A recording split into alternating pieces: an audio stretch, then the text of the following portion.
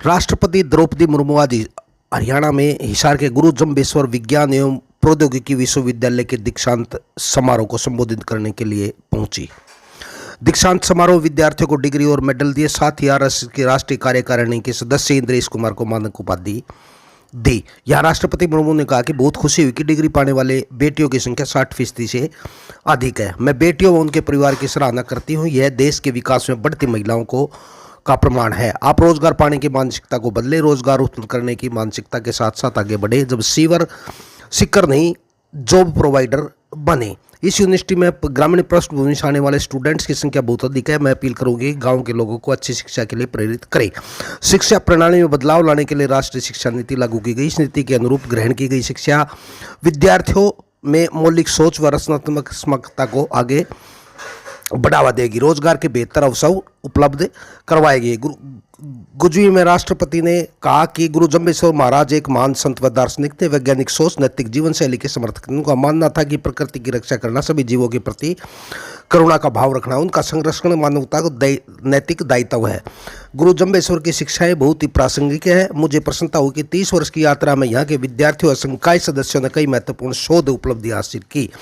यह सराहनीय है कि इंक्यूबेशन स्टार्टअप के प्रोजेक्ट्स के लिए स्पेशल डिपार्टमेंट बनाया गया है। मुझे विश्वास है कि यह प्रयास विद्यार्थियों में इनोवेशन की भावना विकसित करने में सहायक सिद्ध होगी। बदलती ग्लोबल डिमांड के अनुसार युवा पीढ़ी को तैयार करना उच्च शिक्षण संस्थानों के समक्ष चुनौती है। देश के विकास के लिए भी आवश्यक है कि टेक्नोलॉजी गांव-गांव तक पहुंचे।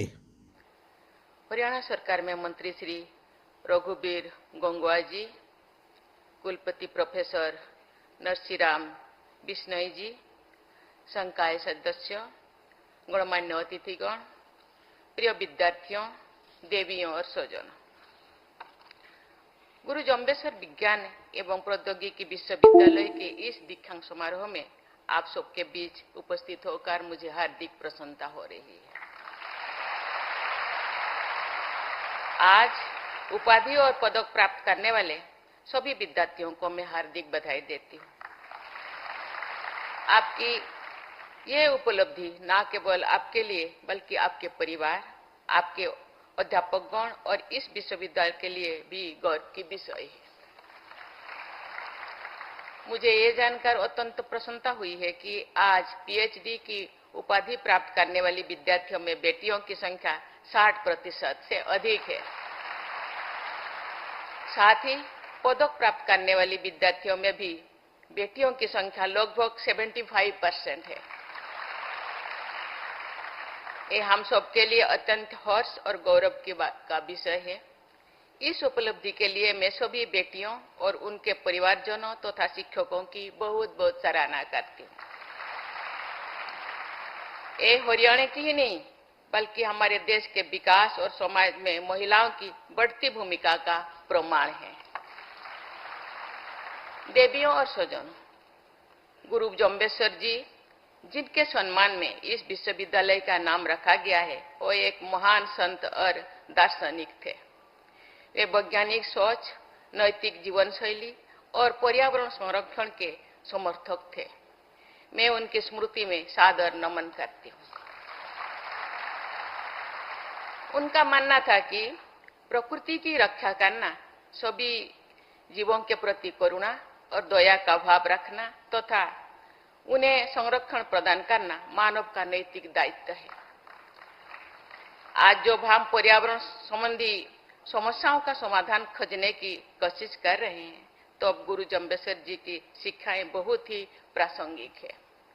मुझे विश्वास है कि इस विश्वविद्यालय की शिक्षक और विद्यार्थी गुरु जम्बेश्वर जी द्वारा दिखाए गए मार्ग पर चलते रहेंगे और समाज और देश की उन्नति में अपना योगदान देते रहेंगे। देवियों और स्वजनों, भारत को ग्लोबल नॉलेज सुपर पावर के रूप में स्थापित करने में उच्च शिक्षण संस्थानों में किए गए विश्व स्तरीय शोध अहम भूमिका निभाएंगे।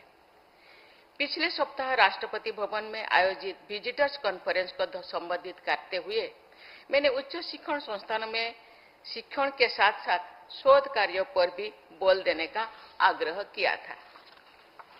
मुझे ये जानकर प्रसन्नता हुई है कि इस विश्वविद्यालय की 30 वर्ष की यात्रा में यहाँ के विद्यार्थियों और संकाय सदस्यों ने विभिन्न शोध और अनुसंधान परियोजनाओं में कई महत्वपूर्ण उपलब्धियां हासिल की है। देश के संतुलित और सतत विकास के लिए ये भी आवश्यक है कि एजुकेशन और टेक्नोलॉजी का लाभ गांव-गांव तक पहुंचे। बताया गया है कि 60% बच्चे स्टूडेंट्स गांव से बिलोंग करते हैं। इस संदर्भ में गुरु जम्बेश्वर विश्वविद्यालय जैसे उच्च शिक्षा संस्थानों की बहुत ही महत्वपूर्ण भूमिका है। मुझे बताया गया है कि इस विश्वविद्यालय में छोटे शहरों और ग्रामीणों पृष्ठभूमि से आने वाले विद्यार्थियों की संख्या भी बहुत अधिक है। मैं उन विद्यार्थियों से अपील करूंगी कि वे अपने गांव और शहर के लोगों को शिक्षा के महत्व को बताएं, उन्हें अच्छी शिक्षा प्राप्त करने के लिए प्रेरित करें। शिक्षा प्रणाली में समय की मांग के अनुसार महत्वपूर्ण बदलाव लाने के लिए राष्ट्रीय शिक्षा नीति 2020 लागू की गई है। मुझे ये जानकर प्रसन्नता हुई है कि इस विश्वविद्यालय के सभी कोर्स राष्ट्रीय शिक्षा नीति के अनुरूप है। मुझे विश्वास है कि राष्ट्रीय शिक्षा नीति के अनुरूप ग्रहण की गई शिक्षा विद्यार्थियों में मौलिक सोच और रचनात्मक क्षमता को बढ़ावा देंगी और रोजगार के बेहतर अवसर उपलब्ध कराएगी। प्यारे विद्यार्थियों, आज के दिन आपके जीवन की नई यात्रा शुरू हो रही है। इस यात्रा में चुनौतियां भी है और अवसर भी है। निरंतर सीखते हुए और अपने कौशल को बेहतर करते हुए आप चुनौतियों को अवसर में बदल सकते हैं। तेजी से बदलते हुए परिवेशों में अपने आप को प्रासंगिक बनाए रखने के लिए आपको हमेशा नवीनतम तकनीकों और रुझानों से अवगत रहना होगा। साथ ही सदैव नैतिकता का पालन करना और अपनी जड़ों से जुड़े रहना विपरीत परिस्थितियों में भी हिम्मत और धैर्य प्रदान करता है।